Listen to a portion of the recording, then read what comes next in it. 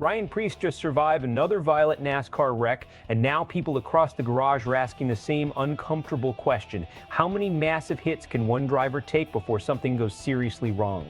Because what happened just 2 laps into the All-Star Race at Dover wasn't just another racing incident. It was chaos, fire, destroyed cars, championship-caliber drivers wiped out before the race even had time to breathe. And somehow, this race turned into survival mode almost immediately. The moment the green flag dropped, drivers were already pushing like it was the final restart of the Daytona 500. 3 wide battles deep in the pack, 0 patience, and absolutely no room for error. Ryan Preece got squeezed into a dangerous situation with Todd Gilliland and Kyle Larson entering turn 1.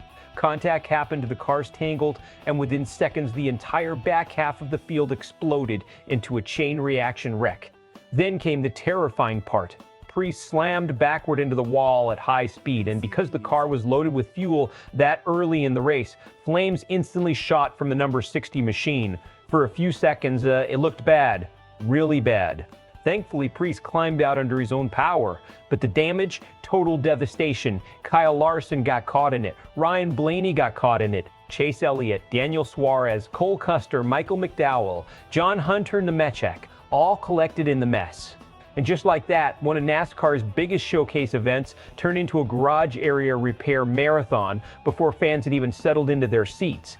What makes this story bigger than just another wreck is who it happened to. Ryan Preece has developed an unfortunate reputation in NASCAR circles. He's become the driver who somehow always ends up in the most violent crashes imaginable. Fans remember the airborne flip at Daytona, the brutal impacts, the destroyed cars, and now this. At some point, even if a driver walks away physically okay, the mental side starts becoming part of the conversation. Because every driver in that garage knows something important. Big hits change the way you race, even if you never admit it publicly. Now strategically, this wreck completely changed the complexion of the All-Star Race. Kyle Larson and Ryan Blaney were fortunate because they were already locked into the final segment. That gave their teams a reason to desperately repair the cars instead of parking them for good. And to their credit, both crews went into full emergency mode.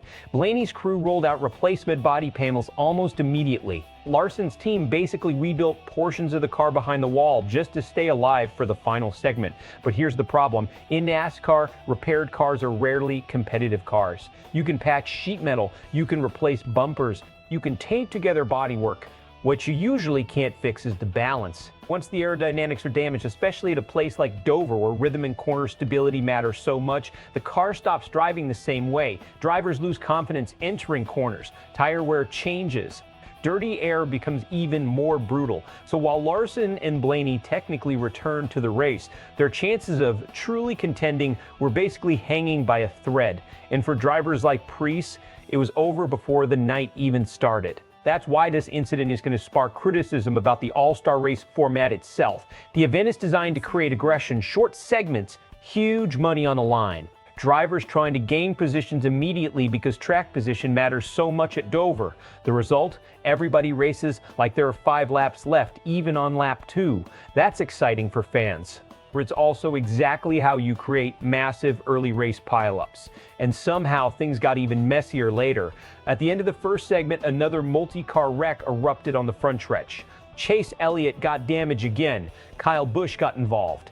Christopher Bell, Noah Gragson, Chris Buescher, AJ Allmendinger. More contenders suddenly tried to survive a race that was becoming increasingly chaotic. At that point, the All-Star Race stopped looking like a showcase of elite talent and started looking like a demolition derby with playoff implications hanging in the background. Because even though this is technically an exhibition race, teams still care deeply about these cars. These are expensive wrecks. These are backup inventory losses. These are crew members working overnight rebuild schedules afterward. And for drivers, there's another layer. Confidence. A wreck like this can absolutely carry into future race weekends. Now the fan reaction online was exactly what you'd expect. A mix of relief, frustration, and disbelief.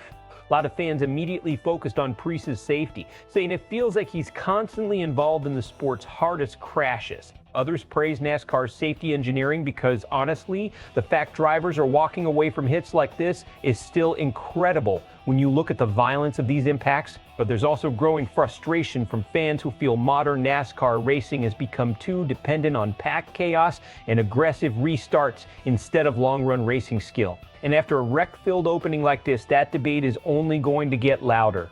Now looking ahead, there are really two possible outcomes from this night. Best case scenario, this becomes one of those crazy all-star race stories everybody laughs about a few months from now. Larson and Blaney rebound, Preece moves on mentally and physically, NASCAR reviews the incident, and the season continues without lingering effects. Worst case scenario, this becomes another warning sign about how aggressive the current racing environment has become, especially in non-points events where drivers feel pressure to attack immediately, because eventually repeated massive impacts stop feeling normal. And the scary truth is, NASCAR may have avoided a much darker headline tonight by inches. So now the question shifts to the fans.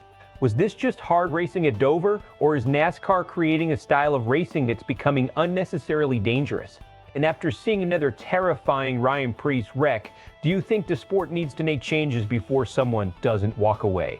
Drop your thoughts in the comments. And if you enjoy sharp NASCAR coverage without the recycled headlines, subscribe to SportsWire USA for more breakdowns like this.